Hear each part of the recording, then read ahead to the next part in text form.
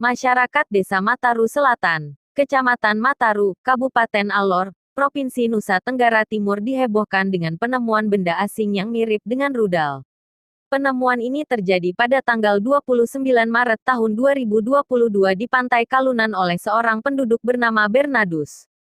Penemuan ini kemudian mendapat reaksi dari berbagai pengguna media sosial dengan tanggapan yang berbeda-beda. Namun setelah ditelusuri ternyata benda itu adalah Sea Glider atau drone bawah laut yang kemungkinan milik salah satu instansi pemerintahan di Kabupaten Alor. Drone bawah laut pada dasarnya adalah kapal selam mini tanpa awak yang dapat dikendalikan secara otomatis via sensor secara langsung lewat sebuah kabel atau tali panjang untuk kemudian langsung tersambung ke kapal yang ada di atasnya. Sama seperti kebanyakan kendaraan bawah laut, drone juga memiliki batas kedalaman dan dirancang untuk bisa bertahan di kondisi tertentu. Sebagian besar drone menggunakan saluran untuk terhubung ke ruang kontrol. Operator dapat mengatur tingkat kemiringan, ketinggian hingga orientasi pergerakan secara real-time. Lalu, ada juga kamera yang bertindak layaknya mata, memungkinkan operator untuk memandu drone ke target yang dituju. Drone bawah laut hadir dalam berbagai bentuk namun umumnya memiliki lebar 32 cm, tinggi 25 cm dan panjang 27 cm. Terbuat dari aluminium yang dicetak lewat proses pengecoran bertekanan tinggi, drone bawah laut mayoritas punya bobot 8,5 kg dengan kaca yang terbuat dari akrilik. Dengan kedalaman maksimal hingga 200 meter, drone bawah laut dapat beroperasi di suhu antara -10 hingga 50 derajat Celcius. Perlu diingat lagi bahwa yang disebutkan di atas adalah spesifikasi untuk drone bawah laut pada umumnya.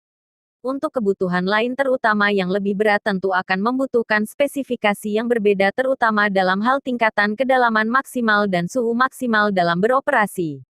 Salah satu komponen terpenting dari drone bawah laut adalah kamera. Kamera memungkinkan operator untuk memiliki mata di bawah laut untuk berbagai hal seperti inspeksi dan observasi. Dengan kondisi bawah laut yang minim cahaya, umumnya kamera pada drone bawah laut dirancang untuk bisa bekerja dengan baik dalam kondisi itu, sembari memberikan detail dalam resolusi 4K dan bidang pandang hingga 270 derajat. Selain kualitas video atau gambar terbaik, kamera drone bawah laut juga dibuat hampir tanpa latensi, sehingga operator bisa mendapatkan visual yang tidak hanya jelas namun juga akurat. Untuk operator sendiri, biasanya mendapat controller handheld dengan layar yang tahan berbagai cuaca dan masih terlihat jelas di bawah terik matahari. Drone bawah laut sering digunakan oleh perusahaan gas dan minyak untuk mengeksplorasi area yang dianggap cocok untuk pengeboran atau mengecek kondisi pipa. Selain itu, beberapa industri aquaculture juga memanfaatkan drone untuk melakukan inspeksi, pemberian makan, perbaikan dan monitoring stok. Para penyelam komersial seperti yang melakukan aktivitas mengelas di bawah laut juga menggunakan drone untuk melakukan observasi di ruang kerja mereka, guna meminimalisir risiko kecelakaan kerja. Seiring kemajuan teknologi, drone kemudian tumbuh menjadi alat yang juga digunakan untuk keperluan hobi maupun kegiatan profesional.